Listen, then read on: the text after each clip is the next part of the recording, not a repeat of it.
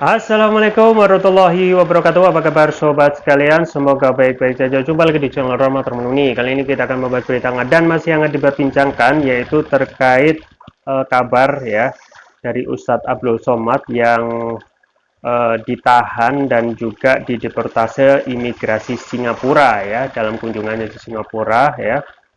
Dan ini patut kita sayangkan ya. Bagaimana selengkapnya? Langsung saja kita baca. Sesuai yang dilansir oleh nationalsindonews.com ya, Ustadz Abdul Somad ditahan dan dideportasi imigrasi Singapura. Pendakwa kondang Ustadz Abdul Somad ditahan dan dideportasi pihak imigrasi Singapura. Hal tersebut diungkap pria yang akrab disapa UAS tersebut melalui Instagram pribadinya @Ustadz Abdul Somad Official. UAS di ruangan 1 kali 2 meter seperti penjara di imigrasi sebelum dideportase dari Singapura, tulis UAS. Belum diketahui penyebab pasti kejadian tersebut. UAS mengungkap dia akan menjelaskan besok ya. Berita selengkapnya saksikan esok wawancara UAS, tulis UAS ya. UAS mengunggah sebuah foto dirinya mengenakan masker putih, memakai baju koko warna abu-abu serta topi hitam. UAS juga mengunggah video suasana ruangan yang ia tempati. Foto dan video tersebut diunggah sekitar pukul 22.00 WIB pada Senin 16 Mei 2022. Ya, sobat sekalian, hal yang kita patut sesalkan gitu ya, yang menimpa pendakwa kondang yaitu Ustadz Abdul Somad ya pada saat kunjungan ya.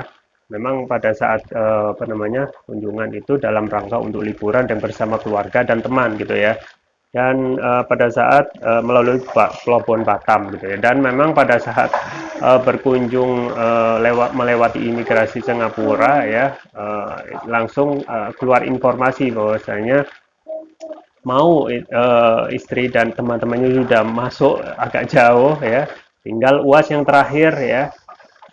Akhirnya kemungkinan ada informasi yang masuk entah itu melalui fax ya, dari imigrasi itu sendiri, langsung UAS itu di stop, ditahan gitu ya. Nah ini patut kita sesalkan. Dan selanjutnya sesuai yang disampaikan oleh UAS ya, UAS itu ya kita menyesalkan gitu ya, kenapa ditahan ya. Dan akhirnya memang ditahan di ruangan 1 kali 2 meter ya selama 1 jam ya. Kemudian memang keluarganya juga sempat ditahan di ruangan yang agak besar ya. Jadi UAS itu 1 jam ditahan di ruangan 1 kali 2, kemudian ditambah 3 jam dia ditahan bersama keluarganya ya. Jadi total kurang lebih 4 jam ya. Dan memang setelah itu langsung dideportasi oleh imigrasi Singapura melalui kapal gitu ya.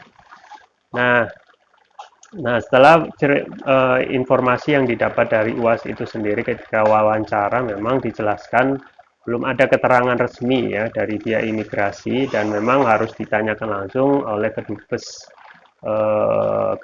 Singapura di Jakarta gitu ya, karena yang berwenang adalah pemerintahan Singapura sendiri gitu ya. Nah, kita sampai ini belum ada kabar secara resmi ya penyebab dideportasinya ya, UAS ya, atau Ustadz Abdul Somad gitu ya. Dan ini adalah berita yang sangat kita patut sesalkan gitu ya. Ada apa di balik itu ya. Nah, memang pada saat wawancara UAS juga sempat cerita ya. Nah, patut diduga ya. Ini terkait dengan dulu UAS ternyata juga pernah mengunjungi Timur Leste gitu ya. Nah, melalui imigrasinya ya, ternyata imigrasi Timor Leste ternyata UAS juga mengalami hal sama ya, dideportase ya. Pada saat akan menjauhi imigrasi itu ternyata ada keterangan fax yang keluar dari imigrasi Timor Leste, yang di situ intinya informasi mengatakan ya Ustadz Abdul Somad itu adalah terlibat teroris gitu ya, terlibat teroris. Nah, itu infonya tahun 2018 ya, pada saat sebelum Pilpres 2019 ya. Nah, kemungkinan ini juga yang patut diduga, kemungkinan pada saat UAS itu di Singapura ya, data yang keluar terkait UAS itu masih sama seperti yang data pada saat dulu 2018 yang mencontohkan UAS itu terlibat teroris gitu ya. Nah, ini kemungkinan adalah adanya data yang belum diperbarui ya. Ini patut diduga ya. Jadi memang informasi resmi ya dari Dubes Singapura di Jakarta itu belum keluar gitu ya. Nah, ini juga patut kita sesalkan gitu ya. Nah, kalau kita merunut kejadian ya, ataupun kalaupun facts atau informasi yang disampaikan ya, informasi terkait UAS terlibat teroris ini juga patut kita pertanyakan gitu ya. Karena teroris itu ya melakukan benar-benar aktivitas nyata, melakukan anarki ya, kemudian melakukan aktivitas teror ya. Kalau merunut pada tahun 2018 tidak ada gitu ya, tidak ada track record dari UAS itu sendiri yang terindikasi melakukan tindakan terorisme. Ya, itu jauh sekali ya. Karena semua orang ya itu sudah paham ya, sudah tahu ya sepak terjang ataupun aktivitas UAS ya di setiap harinya adalah tausiah gitu ya, majelis ilmu gitu ya. Dan eh, tentu saja ya, kalaupun ini sudah disematkan ya, ini adalah bagian tentu saja adalah bagian dari apa namanya aktivitas politik gitu ya.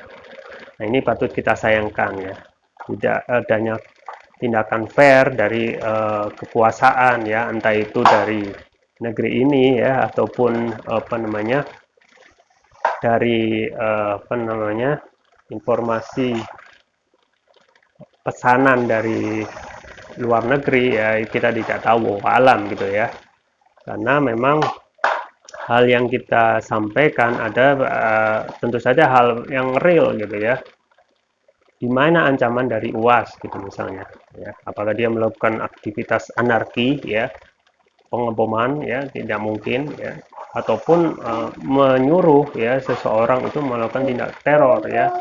Nah, ini tentu saja jauh panggang dari api gitu ya. Dan ini sekarang yang tentu saja harus kita desak pemerintah kita ya. Pertama memang eh, harus membersihkan nama baik UAS gitu ya, membersihkan nama baik UAS gitu ya. Dan kemudian yang kedua memang pemerintah ya yang mempunyai kekuasaan itu harus berubah ya. Janganlah karena apa namanya satu dua hal ya yang menjadi lawan politik langsung dilabeli hal-hal yang di tengah-tengah umat itu menjadi seperti monster ya, dilabeli radikalisme, dilabeli terorisme ya, kemudian eh, yang kalau kita melihat ya fakta-fakta itu sudah tidak relevan lagi pada saat sekarang ya, terorisme misalnya itu dulu ya, sekarang sudah jarang ya.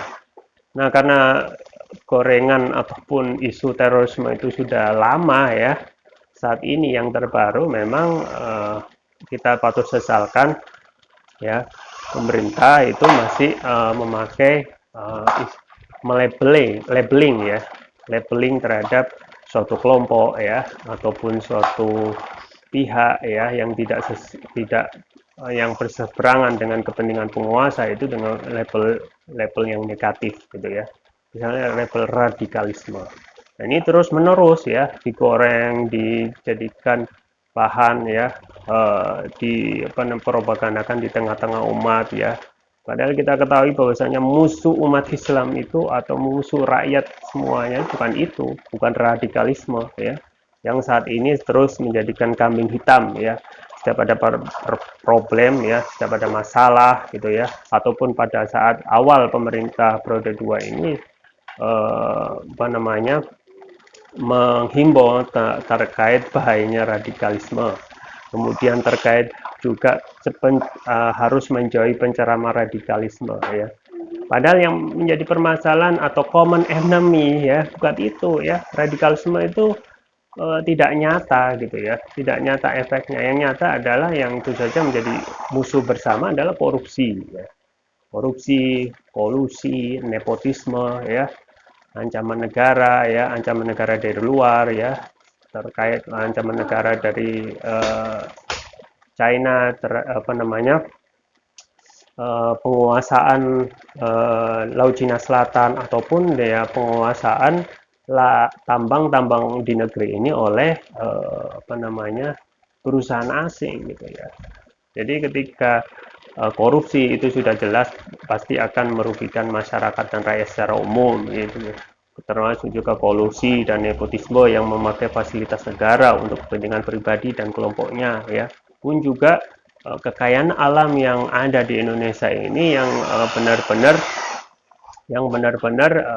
dikuasai mayoritas oleh asing ya, tambang minyak bumi, batu bara, gas alam ya, dan segala proyek itu tambang itu mayoritas masih dikuasai asing, yang itu otomatis hasil yang seharusnya bisa dinikmati oleh rakyat banyak itu hanya kita dapatkan sedikit ya dari pajak gitu ya. Dan misalnya untuk tentang pemanfaatan tambang yang dahulu itu ada, sekarang sudah ada revisi undang-undang minerba, itu jelas sangat merugikan rakyat gitu ya, bahwasanya konsesi lahan tambang yang sudah habis masanya itu pada undang-undang sebelumnya itu harus diserahkan oleh negara. Pada undang-undang baru malah bisa diperpanjang lagi oleh perusahaan asing itu atau perusahaan sebelumnya untuk jangka waktu yang cukup lama sampai 40 tahun. Ya, ini patut kita sesalkan ya. Sehingga apa yang kita inginkan ya, ke apa namanya, kekayaan alam yang begitu luas dari Indonesia, misalnya dari emas ya, dari batu bara, nikel, tambang, itu tidak akan bisa kita nikmati secara sempurna. Yang harusnya dikelola negara dan hasilnya dibagikan oleh rakyat ya, melalui apa namanya, fasilitas umum, jalan umum gratis, kesehatan gratis, itu tidak dilakukan karena kita masih apa namanya, mempercayakan oleh mengelola tambang ini oleh diserahkan kepada asing ya. Itu yang menjadi musuh kita, korupsi ya, kolusi, nepotisme, pengurusan apa namanya, penguasaan kekayaan alam termasuk tambang, itu yang pada saat yang seharusnya kita menjadi negara ya, negara yang kaya raya ya dengan hasil tambangnya, jadi kita menjadi yang sebaliknya ya, kita sangat mendapatkan hasil sedikit dan sebagian besar apa namanya, dinikmati oleh asing maupun asing ya. Jadi kembali lagi kepada kasus UAS ya, kita berharap bahwasanya sudahlah stop untuk menarasikan isu Islamofobia ya, isu apa namanya, termasuk di dalamnya radikalisme, terorisme yang sudah tidak laku gitu ya. Justru ini yang akan menjadikan antipati kepada rakyat, yang sekarang mayoritas rakyat itu kita tidak percaya lagi ya, tidak percaya lagi dengan pemerintah yang terus-menerus menarasikan hal yang tidak real di tengah-tengah masyarakat ya. Justru yang diinginkan oleh rakyat tentu saja adalah kesejahteraan di tengah-tengah mereka ya. Banyak permasalahan yang belum selesai, kasus minyak goreng gitu ya, kasus ketidakadilan ya di tengah-tengah rakyat ya, ketidakadilan yang jauh panggang dari api, dan itu yang harus diselesaikan oleh penguasa sekarang gitu ya. Nah, kita juga patut sesalkan ya untuk negara-negara yang lain ya yang mendeportasi UAS ya, haruslah bisa apa namanya, bersikap adil, fair ya. Jangan sampai isu Islamofobia itu bisa menjadi global, yang tentu saja akan menjadi efek negatif bagi setiap warga negara, baik di sini ataupun di luar negeri dalam skop internasional. Itu yang bisa saya sampaikan, semoga bermanfaat. Jangan lupa like, share, dan subscribe. Sampai jumpa lagi. Wassalamualaikum warahmatullahi wabarakatuh.